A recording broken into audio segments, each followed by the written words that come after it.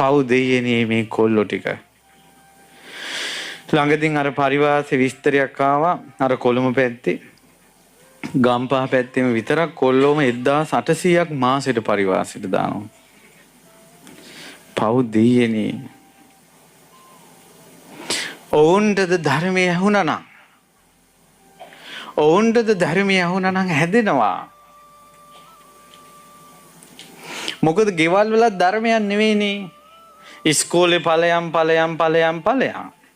විභාගෙ ලියපන් tuition ඵලයන් නරක යාළුවෝ ඇසුරු කරන්න එපා ටීවී බලන්න එපා කාටුන් බලන්න එපා ෆෝන් බලන්න එපා කියලා ওই වාක්‍ය 100ක් විතර ගෙදර තියෙනවා. හොඳට ගෙදර ඇහෙන වාක්‍ය ටික ලියලා බලන්න 100ක් විතර. ඕක තමයි හැමදාම රෙකෝඩ් එක. හැමදාම එකම බණේ. එපා වෙලා. දරුවන්ටද දෙමව්පියන්ගේ අවවාද එපා වෙලා. මොන් ගොඩාක් ගුණවත් නෑ.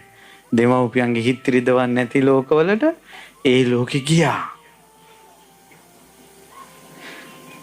ඒ නිසා ඔබට දරුවෝ හදන්න බැරි නම්, ඔබට දරුවන්ට අවවාද කරන්න බැරි නම්, හුදෙක් ඔක්කොම පැත්තක තියලා අද මෙතෙන්ට බණ ටික අහන්න ගෙන්නගෙන ආවනම්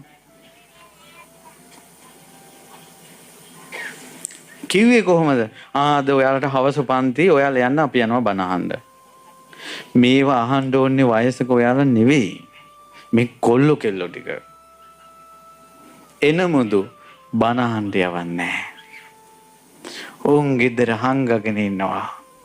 ඒ තමයි අනාගතේ තමන්ම පිපිරි මැරෙන බෝම්බ ටික ගේ හංගනවා. තමන්ට දරුවෙක් යහමඟ හදන්න බැරි නම් හදන තැනකට ගෙන්නගෙන ඕන. ඒ අයට උඹ කියලා කෙනෙක් අරමුණු කරගෙන නෙවෙයි. පොදුවේ මේ විදිහට ධර්මයේ කියනකොට කන් හැන්දක් තරම්වත් මොලයක් තියෙනවා නම් හැදෙනවා. මගේ බුදුරජාණන් වහන්සේද මෙසේ වදාලා, පින්වත් මහණෙනි, මහා දහං අමා බෙරේ වයන්නම් ශ්‍රද්ධාවෙන් කන් යොමු කරන්න කියලා තමයි ඉස්සල්ලාම බණපදේ කිව්වේ. මං අමාබෙරේ වයන්නම් කිව්වා. මම ධර්මයේ කියන්නම් කන් යොමු කරගෙන අහන්න කිව්වා. සමහරට දැන් අහන බණපදේ අද හිට බැරුණාට කවදා හරි මතක් වෙයි. අර බොරුවේ විපාක ගැන මම කිව්වේ ඕකේ චුට්ටක් හරි මතක හිටියොත් එක බොරුවක් හරි නොකිය ඉඳී. ඒ නිසා පින්වත්නි දරුවෝ ධර්මයට යොමු කරන්න. නමුත් සිල් ගත්තොත් බණ අහන්න આવොත් අසපුවකට ගියොත් බය වෙනවා. මොනවා වීද දන්නේ නැහැ කියලා. මේ බොනවා, සල්ලාලකම යනවා, එක මේ මුළුවල යනවා, ඒවට මොකුත් නැහැ. අසපුවකට ගියොත් බණ ටිකක් අහන්න ගියොත් අම්මෝ කොල්ලට මොකක් වෙයිද දන්නේ නැහැ. ඇයි නරකද? බය මහන වෙයි කියලා. මේ වගේ කතාවත ලීසින් දරගන්න මොන කසාවත ලීසින් දරා ගන්න බෑ. මගේ බුදුරජාණන් වහන්සේ ශ්‍රාවකයාට 이르දීන් මවලා දුන්න වස්ත්‍රයේ මේ කසාවත. අකනිටා බ්‍රහ්ම ලෝකේ ඉඳලා බ්‍රහ්මයාගේ ඉඳලා මේ පාතාලේ නාගයා දක්වාම වඳින වස්ත්‍රයේ කසාවත. ඒක ලීසින් කෙනෙකුට දාන්න බෑ. හරි. පුතෙක් මහාන වුණා කියමු. හරි, දැන් මහාන වෙලා මම වාගේ බණ පුටුවක ඉඳලා බණ කිව්වනම් තමන්ගේ පුතා ඒක නරකයි. අම්මයි තාත්තට ඒකෙන් හෙන ගහයි.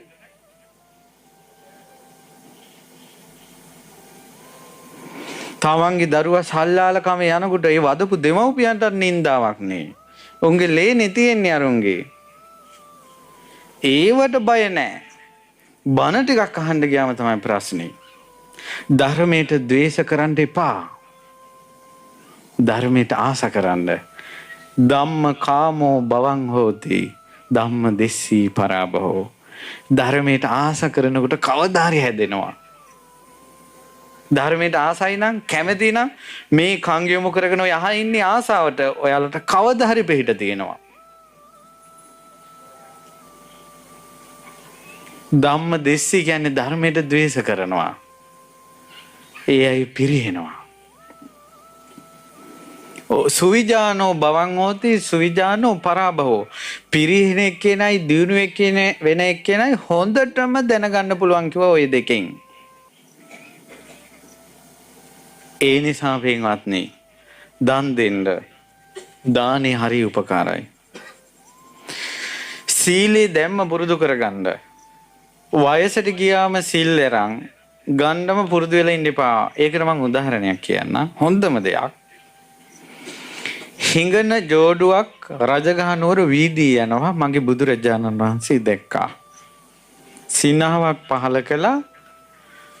ලස්සන ඕසදී තාරකාවකින් වගේ රැස්මාලාවක් සිරස වටේ ගිහිල්ලා අතුරුදහන් වුණා. පිටුපස්සෙන් යන ආනන්ද ස්වාමීන් වහන්සේ දුටුවා. මගේ බුදුරජාණන් වහන්සේ hina වුණේ මන්ද? සිනහ පහල කළේ මන්ද? ආනන්ද පෙනෙනවද අර ජෝඩුව? අර දෙපළ පේනවද? එහෙමයි. දන්නවද ආනන්දේ කවුද කියලා? රජගහ නුවර හිටපු සිටුතුමයි සිටු දේවියයි කිව්වා. හොඳට කාලා බීලා නටලා තියෙන දේවල් නැති බංගස්ථාන කරගෙන ණය වෙලා පාරට වැටිලා. ආනන්ද මට වෙන දෙයක් පේනවා. ආනන්ද මේ ජෝඩුව තරුණ කාලේ මහාන වුණා නම් රහත් වෙනවා. බුදුරජාණන් වහන්සේ බොරු කියන්නේ නැහැ පින්වත්නි, සසරෙම කියලා නැහැ. ආනන්ද මේ දෙන්න තරුණ කාලේ මහාන වුණා නම් රහත් වෙනවා. ඊට ටිකක් පස්සේ මහාන වුණා නම් අනාගාමී වෙනවා. ඊට පස්සේ මහාන වුණා නම් සකදාගාමී වෙනවා. ඊට පස්සේ මහාන වුණා නම් සෝවාන් වෙනවා. ආනන්ද මේ දෙන්නාට දැන් දෙව්ලොව යන්නවත් කුසල් උපද්දවන්න බෑ කිව්වා. එහෙනම් මේ මිනිස්සු අම්මා මරලා නැහැ, තාත්තා මරලා නැහැ, බුදුන්ගෙන් ලේස් වලවලා නැහැ, සංඝ වේද කළා නැහැ, රහතුන් ඝාතනය කළා නැහැ. ඒ වුණාට වයසට ගියාට පස්සේ කුසල් ඉපදීමේ ශක්තිය නැති වුණා. පින්වත් දරුවන්ට මේ කියන්නේ තරුණ කාලේ සිල් අරගෙන නිවනට යම් කුසල් රැස් කරගන්න පුළුවන්ද? වයසට ගියාට පස්සේ සිල් අරන් ඒක ඒ විදිහට කරගන්න බෑ. පුංචි කාලේ ධර්මයට ආසයික සිල් රකින්න එක, තරුණ කාලේ ධර්මයට ආසයික සිල් රකින්න එක, අඩුපාඩු හදාගන්න එක ඇත්තටම ඔබ වේගෙන් නිවන කරාගෙන යනවා. වයසට ගිහිල්ලා සුදුරෙද්ද ඇඳගෙන ඉඳ ගන්නවට වැඩිය රටේ හැම තැනම සරුංගලේ වාගේ පාවෙලා ගිහිල්ලා අවසානයේ නූල කැඩිලා බෝ අත්තට වැටෙනවා වගේ අවසානයේ සිල් අරගෙන ඒ එපා කියන්නේ කොල්ලු කෙල්ලු වෙනුවෙන් මේ කියන්නේ තරුණ ජීවිතේ ගොඩාක් කුසල් රැස් කරගන්න පුළුවන්. සමහර වෙලාවට ඇති මඟපල ලබන අය පවා අපි දන්නේ මඟපල ලබන අය පවා ඇති. දෙමව්පියන්ගේ චරිතත් වැඩක් නැහැ මේ වෙලාවේ දරුවාට. ඒ දරුවාගේ තියෙන කුසල් ශක්තිය ජානවල ඒවා පවා නැති කරලා දානවා. ඇයි ජීවක කියන්නේ ගණිකාවකගේ පුතෙක් නේ. ඒකයි. ඉතින් ඒ නිසා පින්වත් දරුවනේ ධර්මයේ මැරිලා නැහැ. ඒක මතක තියාගන්න. පින්වත්නි ධර්මයේ මැරිලා නැහැ. නමුත් අවුරුදු 120ක් ගේ සීයල දෙන්නේ බ්‍රාහ්මණයෝ දෙන්නේ බුදුරජාණන් වහන්සේ බැහැ දකින්න ආවා.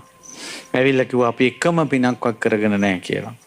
බුදුරජාණන් වහන්සේ වදාලා එහෙනම් අද ඉඳලා කයින් හොඳ දේවල් කරන්න, වචනෙන් හොඳ දේවල් කරන්න, නරක මේ සිතෙන් හොඳ දේවල් කරන්න කියලා වදාලා කුසල් කරන්න කියලා.